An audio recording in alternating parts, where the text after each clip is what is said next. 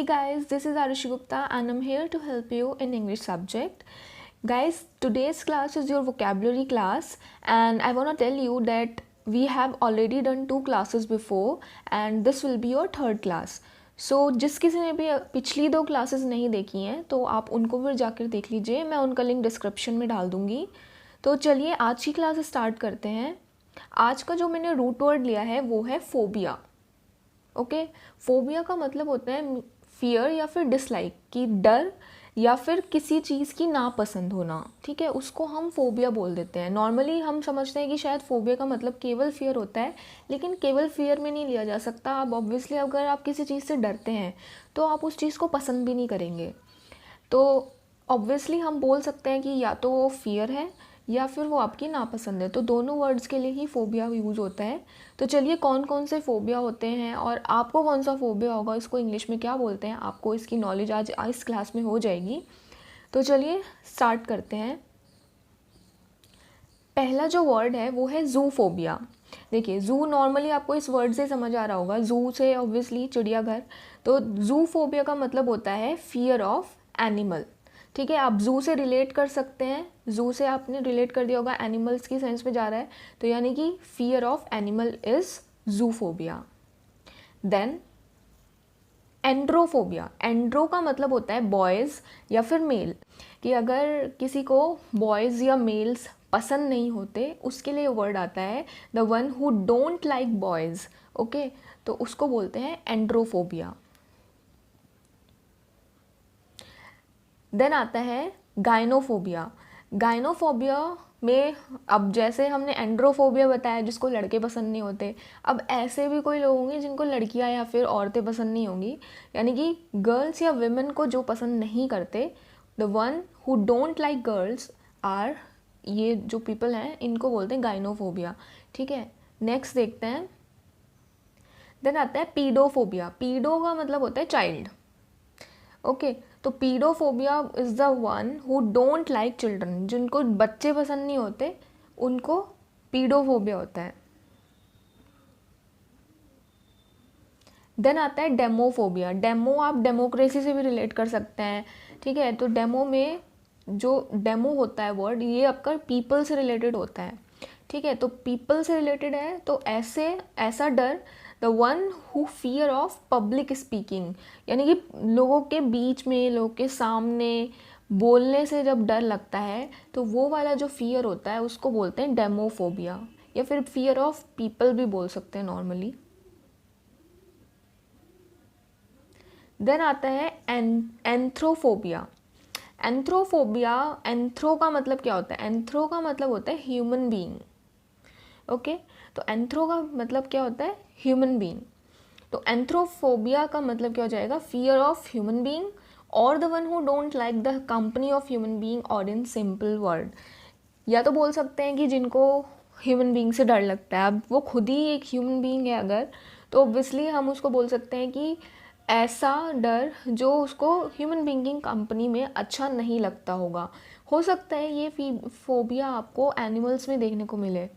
ठीक है, कि उस एनिमल को ह्यूमन बीइंग की प्रेजेंस में डर लगता है, तो मोस्टली हो सकता है ये आपका एनिमल के केस में बन सकता है ये फोबिया। तो नॉर्मली इसका मतलब क्या है कि किसी ह्यूमन बीइंग की कंपनी में उसको डर ना अच्छा लगता हो या डर लगता हो, तो ये उस सेंस में आता है। एंथ्रो का मतलब आप ह्यूमन बीइंग से होता है। देन आता है थियोफोबिया। आपको लास्ट क्लास में मैंने एक रूट वर्ड बताया था, थी का मतलब मैंने आपका गॉड या रिलीजन से रिलेट कराया था ना, तो ये वही वाला थी है। आपको रूट वर्ड भूलने नहीं है, और भी जगह यूज़ होते हैं। ठीक है, तो थियोफोबिया में थियो प्लस फोबिया 2 वर्ड से मिलके बना है। तो थियो आपका थी जो आपका है, उसका मतलब मैंने आपको क्या बताया था, या तो गॉड या फिर आपका रिलीजन, इन दोनों वर्ड से रिलेट करता है। तो थियोफोबिया वही होता है, तो फियर ऑफ रिलीजन। ठीक है, धर्म से जो डर लगता है लोग जिसको, वो थियोफोबिया होता है। देन आता है एक्रोफोबिया। एक्रो जो वर्ड होता है ये आपका हाइट से रिलेटेड होता है। ठीक है, तो जिसको हाइट से डर लगता है वो कौन सा फियर होता है या फोबिया बोल देते हैं उसको? एक्रोफोबिया, जिसको हाइट से डर लगता है। देन आता है साइटोफोबिया। साइटोफोबिया, जो साइटो वर्ड है ये आपको फूड से रिलेटेड है, तो जिसको फूड से डर लगता है, खाने से डर लगता है, उसको क्या होता है, साइटोफोबिया। देन आता है अरिथमो। अरिथमो से आपको कुछ याद आ रहा होगा, अर्थमेटिक, राइट। तो जिस किसी को भी मैथमेटिक्स से डर लगता है ना, उसको क्या होता है, अरिथमोफोबिया। ठीक है। देन आता है एंग्लो। एंग्लो जो ये वर्ड होता है ये आपका इंग्लिश पीपल, इंग्लिश लैंग्वेज या फिर इंग्लैंड से रिलेट करता है। तो जो ये एंग्लो वर्ड है ये वाइट पीपल के लिए भी यूज़ होता है। ठीक है। तो एंग्लोफोबिया क्या होता है, फियर ऑफ इंग्लिश या फिर इंग्लिश रिलेटेड थिंग्स। ठीक है। तो ये कौन सा फियर है, एंग्लोफोबिया। देन आता है गैमेटोफोबिया। जो ये गैमेटो है ये वर्ड हमारा थोड़ा बायोलॉजिकल टर्म से लिया है, जो कि है गैमेट्स। ठीक है। जो ये गैमेट्स है ये आपके जो मैच्योर मेल या फीमेल सेल्स होते हैं, ठीक है, उनके लिए ये गैमेट्स आता है। ठीक है। तो यहीं से आइडिया हमने गैमेटोफोबिया में लिया गया है। तो ये जो गैमेट्स है ये आपकी बायोलॉजिकल टर्म है। तो जो गैमेटोफोबिया होगा वो आपका मैरिज से रिलेटेड होता है। तो gametophobia is what, fear of marriage. जिसको शादी से डर लगता है उसको क्या होता है, गैमेटोफोबिया। द नेक्स्ट वर्ड देखते हैं। Next word is logophobia. Logo जो वर्ड होता है ये आपका स्टडीज़ से रिलेटेड होता है। जिसको पढ़ाई लिखाई से डर लगता है उसको क्या बोलते हैं, लोगोफोबिया, यानी कि फियर ऑफ स्टडीज़। देन आता है नॉक्टिफोबिया। नॉक्टिफोबिया में, नॉक्टी वर्ड है, थोड़ा सिमिलर लग रहा है ना नाइट से, तो जो नॉक्टी है इज़ रिलेटेड टू नाइट। तो noctiphobia is what, fear of night. जिसको रात से या अंधेरे से, वैसे रात से ही आएगा नॉर्मली, जिसको रात से डर लगता है तो उसको क्या होता है, नॉक्टिफोबिया। आपको कमेंट सेक्शन में इन दोनों वर्ड्स का जो मीनिंग है या फिर कौन से फोबिया है ये आपको कमेंट सेक्शन में मुझे बताने हैं। आपको मैं थोड़ा सा हिंट देती हूँ कि हाइड्रो वर्ड में सब कुछ छुपा है और एरो वर्ड में सब कुछ छुपा है। इन दोनों वर्ड्स को रिलेट करके आपको खुद इनका मतलब निकालना है। ज़्यादा से ज़्यादा गलत होगा, इससे और ज़्यादा कुछ नहीं होगा, लेकिन कमेंट ज़रूर करिएगा। नेक्स्ट क्लास में मैं आपको इनका सही मतलब बता दूंगी, लेकिन ट्राई कीजिएगा कि आप रूट वर्ड से कोशिश करें कि किस तरह से हम उनका मीनिंग निकाल सकते हैं, क्योंकि रूट वर्ड में सब कुछ छुपा होता है। पूरे वर्ड का मतलब आप बता सकते हैं, क्योंकि फोबिया का मतलब आपको पता है। बचे ये दोनों वर्ड्स, जो इस प्रीफिक्स बचे हैं, इनका मीनिंग आपको बताना है मुझे कॉमेंट सेक्शन में। ठीक है। चलिए नेक्स्ट देखते हैं। नेक्स्ट जो रूट वर्ड मैंने लिया है, हाइपर।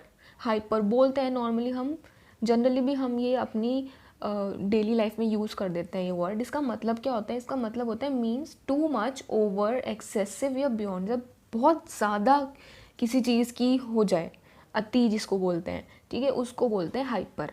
ठीक है। इससे क्या वर्ड्स बन सकते हैं, 2-3 वो देख लेते हैं जो आ सकते हैं एग्जाम्स में।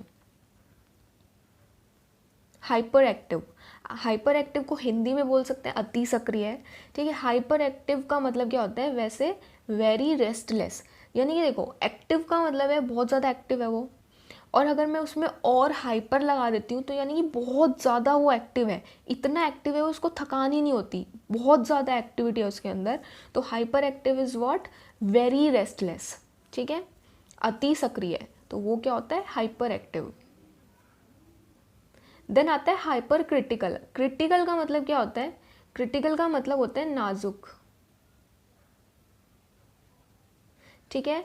हाइपर एक्टिव, हाइपर क्रिटिकल क्या हो जाएगा देन, टू क्रिटिकल, बहुत ज़्यादा नाजुक जैसे बोल देते हैं। जैसे मान लीजिए, अगर एग्जाम्पल लूँ, मान लीजिए किसी का ऑपरेशन हुआ है, ठीक है, लेकिन जो उसकी सिचुएशन है, तो डॉक्टर क्या वर्ड यूज़ करता है कि बहुत ज़्यादा क्रिटिकल सिचुएशन है इस वक्त। लेकिन अगर और डॉक्टर क्या बोल दे कि हाइपर क्रिटिकल सिचुएशन है, यानी कि बहुत बहुत ज़्यादा नाजुक है, जब एक्सेसिव हो, ठीक है, तो उसके लिए हम हाइपर वर्ड यूज़ करते हैं। अगला आता है हाइपर टेंशन। जो ये वर्ड होता है टेंशन, हाइपर टेंशन, ये आपका ब्लड प्रेशर से रिलेट करता है। जैसे मान लीजिए अगर आपका जो नॉर्मल ब्लड प्रेशर है उससे वो बहुत ज़्यादा हाई हो जाए, मान लीजिए हाई ब्लड प्रेशर हो जाए, वो भी इतना ज़्यादा नॉर्मल वाला हाई ब्लड प्रेशर नहीं, उससे भी ज़्यादा हाइपर, ठीक है, एबनॉर्मली हाई ब्लड प्रेशर जिसको बोल सकते हैं, ठीक है, वो होता है आपका हाइपर टेंशन, हिंदी में बोलेंगे उच्च रक्तचाप, ठीक है, तो इसको बोलते हैं हाइपर टेंशन, ठीक है। आई होप आज की क्लास आपको पसंद आई होगी, और अगर किसी ने भी हमारा चैनल अभी तक सब्सक्राइब नहीं किया है तो प्लीज़ सब्सक्राइब कीजिए, हमारी वीडियो को लाइक कीजिए और इस वीडियो को अपने फ्रेंड्स के साथ भी शेयर कीजिए। Thank you so much. अगर किसी को भी कोई प्रॉब्लम होती है वो मुझे कमेंट सेक्शन में बता सकता है, ठीक है। Thank you, bye bye.